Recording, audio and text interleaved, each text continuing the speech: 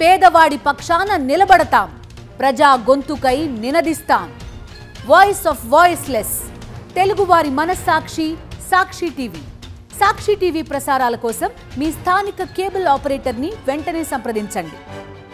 AP హైకోర్టులో అదనపు న్యాయమూర్తులుగా ఉన్న justice Nunipalli Harinath, justice Mandava Kiranmayi, justice Jagadam Sumathi, justice Nyapathi విజయ్ను శాశ్వత న్యాయమూర్తులుగా నియమించాలని సుప్రీంకోర్టు కొలీజియం సిఫార్సును చేసింది.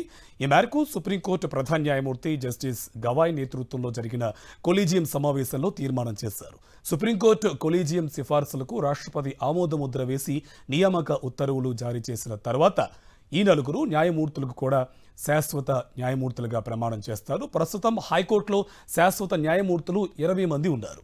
ఈ నలుగురితో ఆ సంఖ్య 24కు చేరుతుంది. మరో 5గురు అదనపు న్యాయమూర్తులుగా కొనసాగుతారు. వీరు కూడా 2026, 27లో శాశ్వత న్యాయమూర్తులు అవుతారు. Justice Harinath, justice Kiranmayi, justice Sumathi, justice విజయ్లు 2023 అక్టోబర్ 21న హైకోర్టు అదనపు న్యాయమూర్తులుగా నియమితులయ్యారు.